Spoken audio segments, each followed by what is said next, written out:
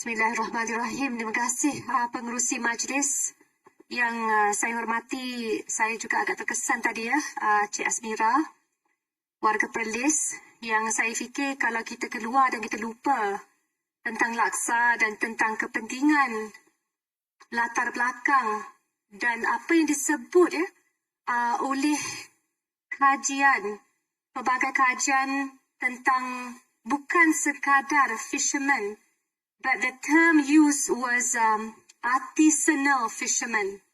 So before saya mulakan pembentangan saya pada malam ini, I wanted to just share khas for Asmira because in the wake of the pandemic, saya sempat mendengar hasil kajian yang menyeluruh oleh Cik Sarina ketika itu bersama ICS. Tak salah saya akhir tahun lepas. The whole title was about the heritage and the value of artisanal fishermen in Malaysia.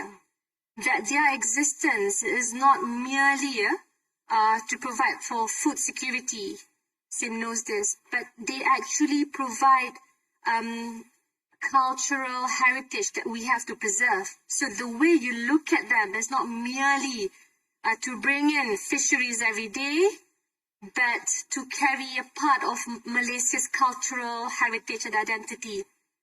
Jadi kepada semua hadirin hadirat, ada yang berhormat, ada yang bersama dalam kempen Ayuh Malaysia. Semuanya Assalamualaikum warahmatullahi wabarakatuh. Salam hormat, salam perjuangan, salam ambang kemerdekaan. Saya berasa amat bersyukur kerana intipati in the first, a couple of months ago when we were discussing on the rooftop. Rafizi would know this, the special magical rooftop. It's not so special when people are smoking at the time, but the rooftop was where we coined and we finalized the phrase Ayuh Malaysia. It was very difficult because even as we were filled with much hope, we were unsure what to expect. We coined the term Ayuh Malaysia, and I basically recalled the words of W.S. Rendra. Perjuangan itu adalah pelaksanaan kata-kata. Justru selepas Pakatan Harapan mempunyai peluang untuk memerintah walaupun 22 bulan, nak banding dengan 6 dekad memanglah tak adil. Tetapi itu bermaksud we have to really consider, seriously rethink and provide a lot of policy and evidence-based suggestions, even as we campaign, even as we did our best to hopefully gain some momentum, to hopefully cajole supporters and voters to come out so that you do not end up with a foregone conclusion in the next elections. So I felt it was very important because policy, it means that we're serious. And that's how we came about with, of course, initially sebagai permulaan 5 teras utama. But, conversations on the rooftop. What do you know? Tonight is also the time to listen. Saudari Asmira, terima kasih kerana I think that as leaders, the only relevance we can continue to sort of aspire to have is if we continue to listen. So it really comes about from the engagement that we've had with many quarters, some of the ideas that the Voices of Ayuh Malaysia volunteers lent to us. Jadi pada malam ini, saya ingin kalau diberikan peluang untuk membawa 2 cabang utama. The first revolves on, of course, the issue of generasi Tvet. Saya berdiri pada malam ini sebagai seorang wanita, rakyat Malaysia dan sebagai seorang ibu yang juga bimbang akan masa depan anak-anak saya. We're talking about our generation. Dan bila kita melibatkan generasi kita, tak boleh lari daripada memahami mereka adalah generasi Tvet. Lihat saja 2019, the Labour Force Survey Report. Ladies and gentlemen, you're talking about 86% of our labor force comes from the Tvet generation. So yes, I perhaps went through university, but I think tonight, of all nights, the pandemic of all times should remind us this, that we're in this together, that their success, the generasi Tvet success, kejayaan mereka sebenarnya adalah kejayaan kita. I don't think we should continue to be sucked in the elitist vortex. We have enough of that. So it's really important to kind of remind ourselves of the need to have empathy and to really understand cabang pertama ini, yaitu cabang memastikan misi pemerkasaan Tvet menjadi misi kita bersama. So back then, when we had the chance, I didn't choose many things to be involved in, but I chose Tvet. I chose Tvet because I felt when I was in Permatangpau or in the far-flung out areas, when I could visit Sarawak before I was banned, I felt that this generation needed our support because they could be empowered if they were given the opportunity to do so. Because let's accept it. All of us here, we are merely here. Supposedly, some are YBs, some have PhDs, some have master's degrees, some have degrees, but really by the virtue of our lottery of birth. Which brings me to the second cabang atau second part, which revolves around climate. Kita semua tahu sedang kita bercakap pada malam ini, di Pakistan mangsa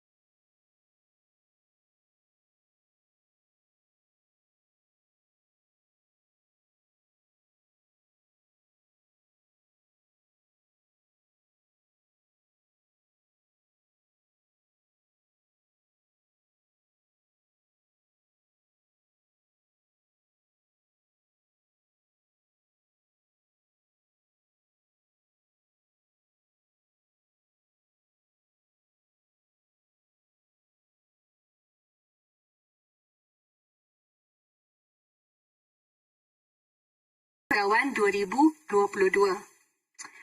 Now, the issue is, of course, spending these funds effectively.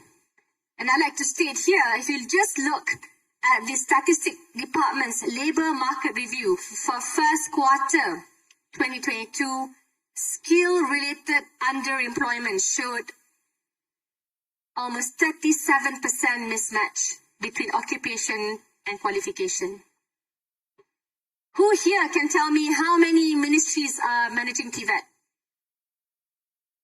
I'll give you a free Ayo Malaysia t-shirt. I'll give you a second Ayo Malaysia t-shirt. Okay, I hear 5, I hear 6, I hear more than 3, which is a cop-out answer, YB. I mean, if we did that, I would have gotten A's in all my subjects. Okay, all of your answers, good effort, good try. I'm proud of you. But it's actually 7. Okay, we have 7 government ministries managing Tvet. Okay, this is a harder one. How many can answer? How many Tvet agencies responsible for overseeing funding? Did you say 17? Did you read my speech text? Okay, 17. Okay, I'll give you a t-shirt later. Yeah, even though you're a YB, I mean, okay lah, you give the answer. 17 Tvet agencies, and they are all responsible for overseeing more than 556 only public Tvet institutions. So can you imagine? 556 public Tvet institutions. So you don't have a centralized point of authority, although you do have one single accreditation body, Jabatan Pembangunan Kemahiran. Where is it situated? Bawah Kementerian Sumber Manusia. You're telling me an agency under a ministry is able to tell the Ministry of Defence, you must close down your institution. The dynamics, the power dynamics is just unfair. It's asymmetrical, and it's never been done before. That's why it's very hard to close down government-run Tvet organizations, institutions. So the major problems that were identified in the Auditor General's report: poor overall management. Yeah, AG's report not just on the LCS, also go on Tvet.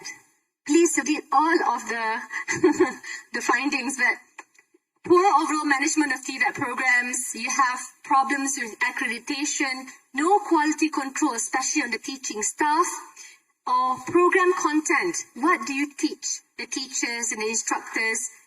Now, all of this means you do need to centralize into one single authority. Now, that's why we had about 4 to 6, if I'm not mistaken, studies done by previous governments. There was BCG, Boston Consulting Group. I mean, we had a long list. Consultants everywhere were lending us their expertise and millions of ringgit on what's wrong with Tvet. So what did I do when, first I said, please declassify them. They cannot be under OSA. That's ridiculous. But the point is, BCG, PwC, and they also commissioned partly the World Bank to do these studies. Now, all the consultancies, the results, which included interviews with government programs in Tvet public-run institutions, stated that you needed a centralized commission.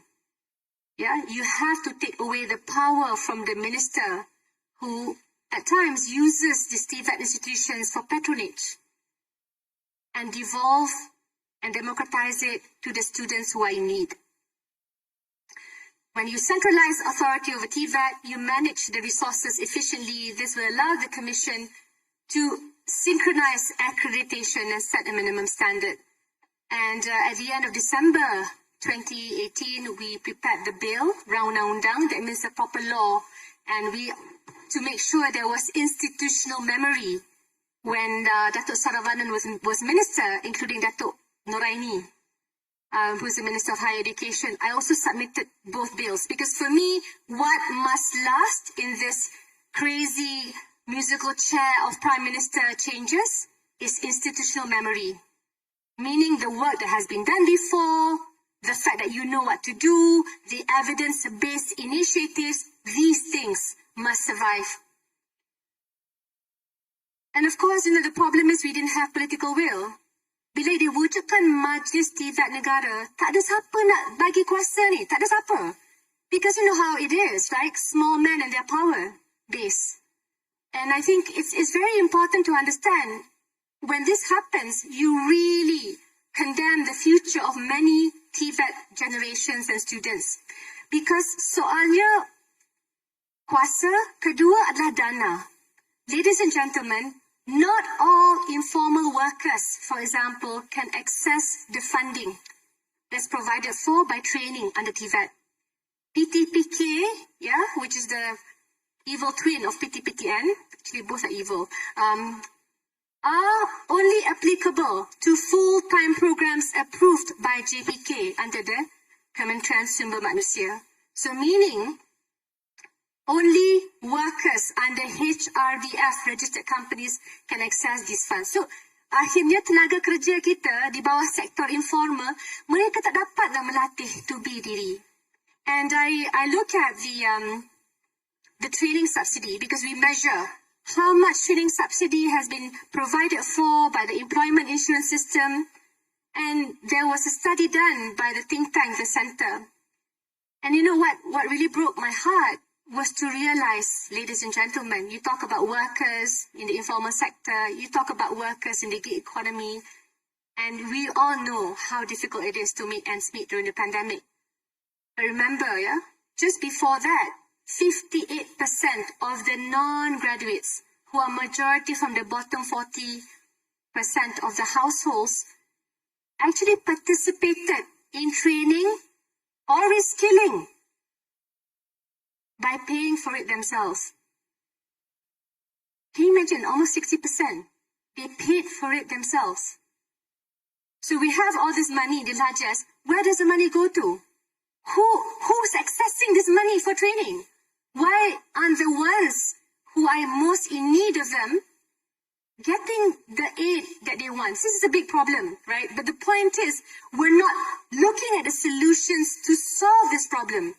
It's really something serious because it's not just about literal combat ships that are not being delivered. It's also the money meant for reskilling. I mean, how do you think this hall functions if you don't have the Tvet-based generation? How does anything really move in this country of ours? So for me, it's really important to remunerate and make sure bila ada dana latihan, mereka boleh guna pakai dan mendapat akses. Lebih-lebih lagi bila mereka miskin. So we're talking about a majority of cohort who are poor. Nah, kerajaan juga, this is the amount lah that was allocated.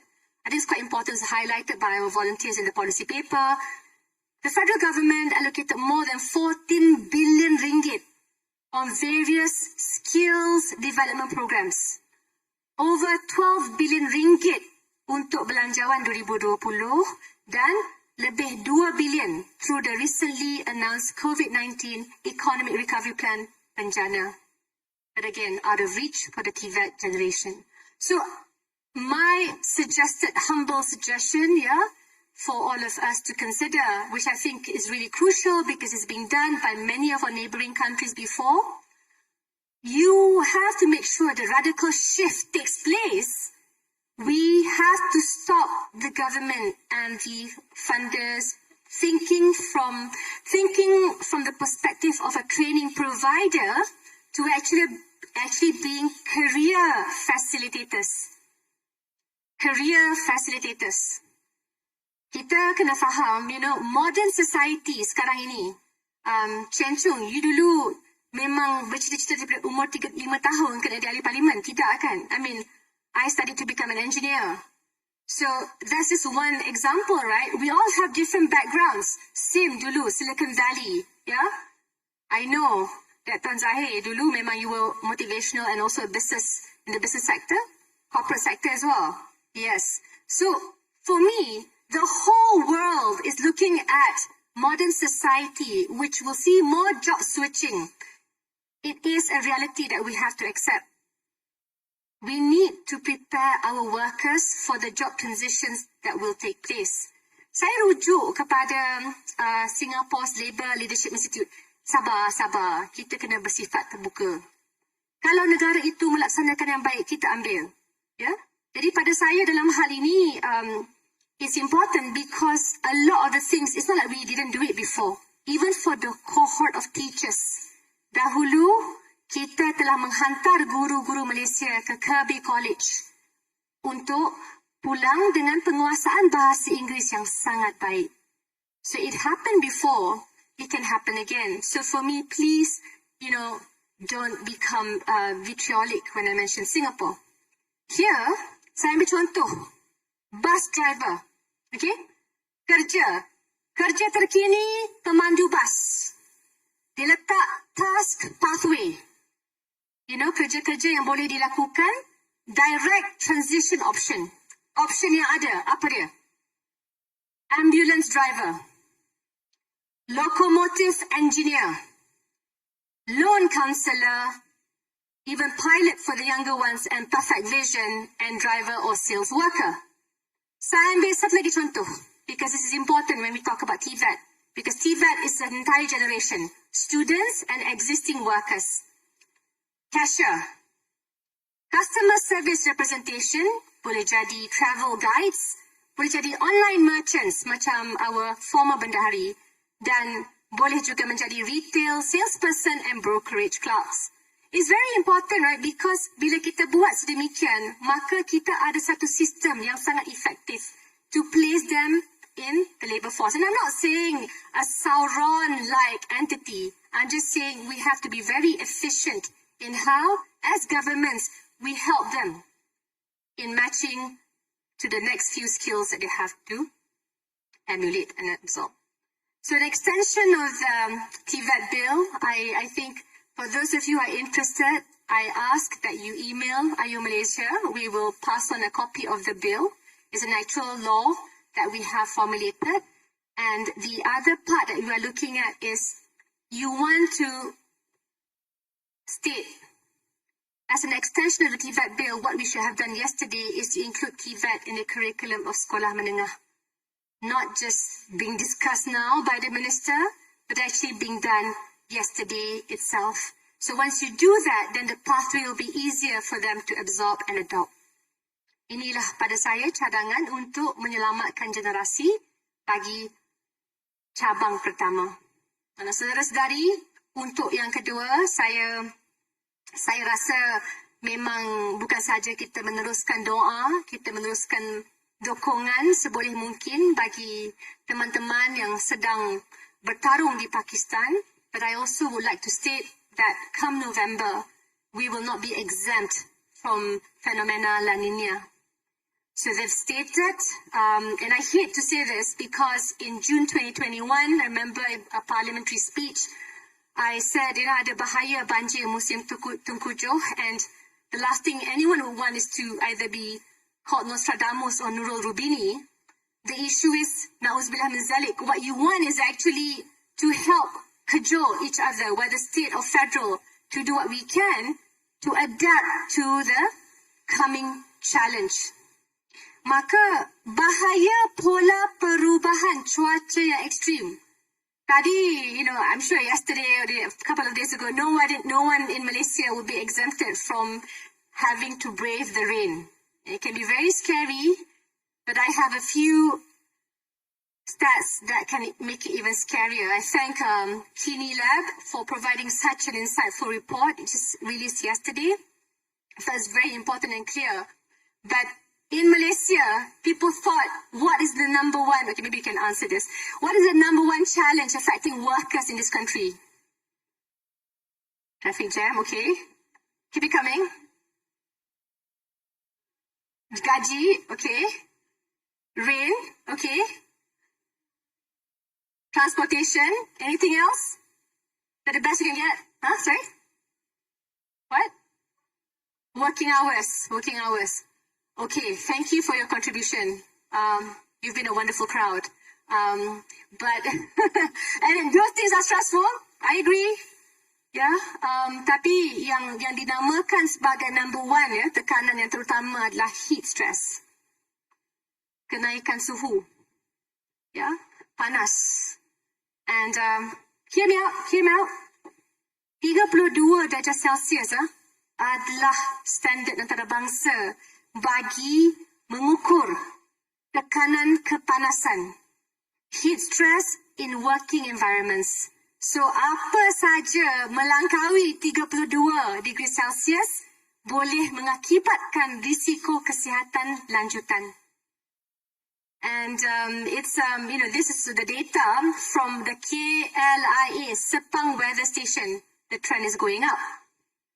From 1969 to the year 2009, temperature in Peninsula Malaysia, Semenanjung Malaysia, naik 1.1 degree Celsius, Sabah 1.2 degree Celsius, Sarawak 0.6. Ya, jadi dia semakin panas. Klang Valley, sekarang ini kita lihat tahun 1971 hanya 176 hari atau setengah tahun lah lebih panas daripada 32 degree Celsius. Tahun 2020 lebih 80%.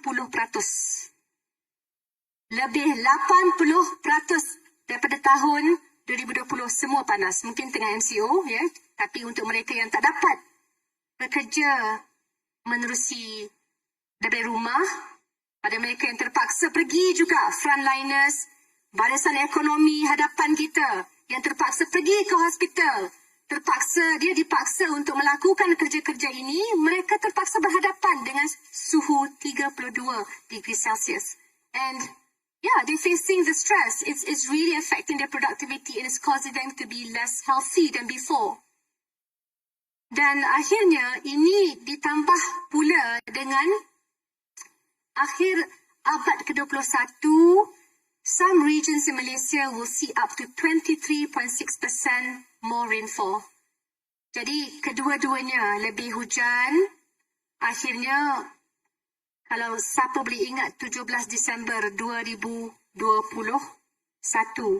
we are looking at the same amount of rain, anggaran GPS, with the national monthly average. So, mediannya sebulan tapi memang jatuh sehari. So, as a result, the existing infrastructure is completely overwhelmed. You're talking about, you can't withstand because the drain is that big. No matter how you keep digging, ada 3 terma, seorang wakil Nahrim sebut pada saya. Jangan dah takut untuk berfikir secara radikal. Kalau kita selalu nak melebar, melurus dan mendalam sahaja, berapa banyak yang kita boleh lakukan? Kita kena pastikan ya, bila cuaca naik, suhu, termasuklah hujan, pola penurunan hujan yang bertambah, kesannya lebih negatif kepada perumahan B40 dan M40. Why? Because they live in the lowlands. For the T20s, usually you live in the higher areas. Very comfortable, usually protected. Of course, there are some exceptions lah.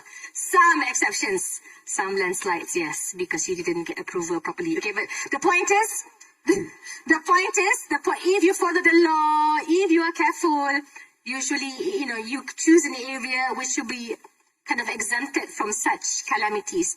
But it's important to understand that akhirnya, bila berlaku sebegini, akhirnya warga yang jauh lebih miskin, berpendapatan menengah, mereka lebih terkesan. So, jurang ni lebih tambah. You see, it's even worse after these things happen. Dan apakah yang memerangkap haba? Oh, this is my favorite fact finding this week. Carbon dioxide, right? Now, who can answer me? How long does carbon dioxide remain trapped in the atmosphere? Oh my God, serious. Don't Google. Don't you dare Google. Yeah, don't you dare Google. But yeah. I can give 3 t-shirts, okay? Ayo Malaysia Secretariat has approved. If you can answer this question.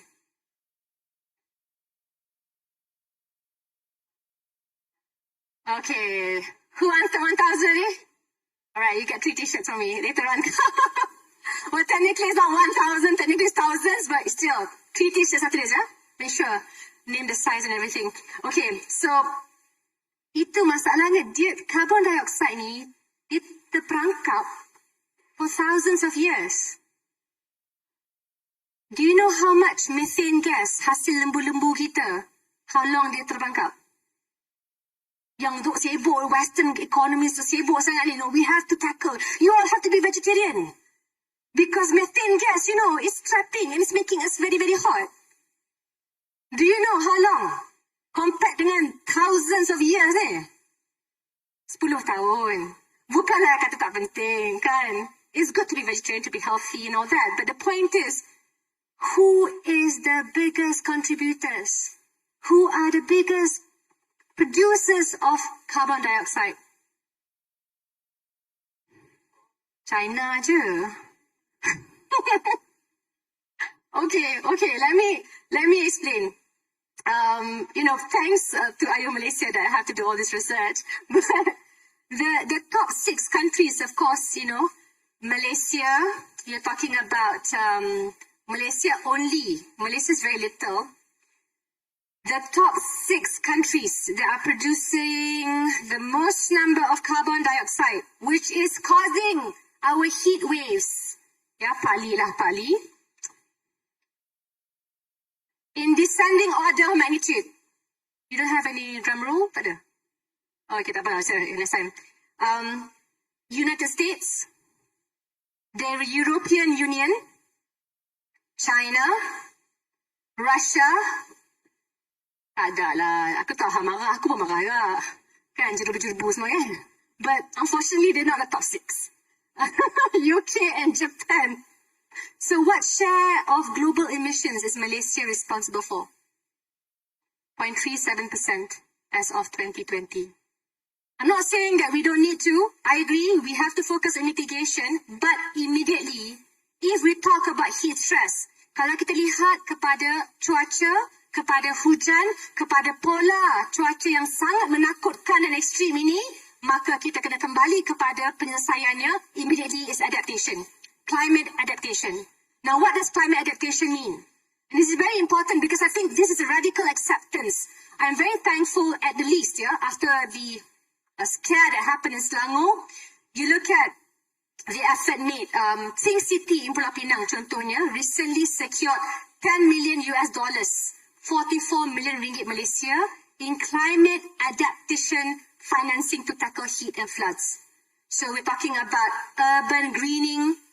We're talking about you do flood mitigation and better planning to minimize the impact of great rains, regrow mangroves and build seawalls in some areas untuk menangkap karbon-karbon yang lepaskan di udara. And yang paling penting, which I love so much, because I think di Selangor baru diwujudkan jawatan kuasa Majlis Tindakan Perubahan Iklim Negeri Selangor, an advisory body and think tank assisting the state government and the main plan apa yang berlaku di Selangor Shah Alam. So after what's happened in Shah Alam, Kerajaan Negeri has adopted Bandar Span or Sponge City. And what you may ask, what is it? Is it just a woke name? But bila bayangkan kalau jalan raya tar kita ibarat span dan persekitaran yang sebelah boleh menyerap air, bila kadar hujan yang turun itu meningkat, ia boleh menyerap hujan tersebut dengan kadar yang lebih baik berbanding dengan selusi 3M. So again, we have to follow the science and evidence. Don't follow politicians because they don't really always provide good solutions. So for me, even tonight, that is the heart of IO Malaysia. So this has to be adopted not just in Shah Alam, tapi in the way of thinking and adoption for all cities and areas. Kerana kalau tidak, memang percayalah ia akan berlaku dan kita tak boleh lari daripada hakikat dan cuaca ekstrim yang akan menimpa kita. Then of course, second part, which was also provided for by the volunteers, yes, we do want a more renewable energy mix.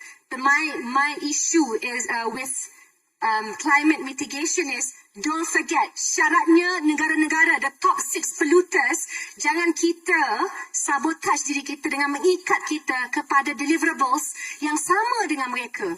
Because in terms of how we look at the contributions, the responsibilities, America and the top polluters shouldn't be let off the hook. Itu satu.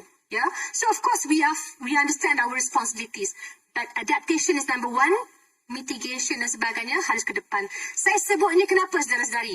Kalau tak hati-hati, apakah projek besar yang Petronas akan dipertanggungjawabkan demi climate ni? So the devil is in the details. If tiba-tiba you minta Petronas commit itself to another bigger project, Nak capture carbon lah, segala mak neneknya, without focusing on the low-hanging fruits, not merely high-tech, high-cost, then we're going to lose a lot more.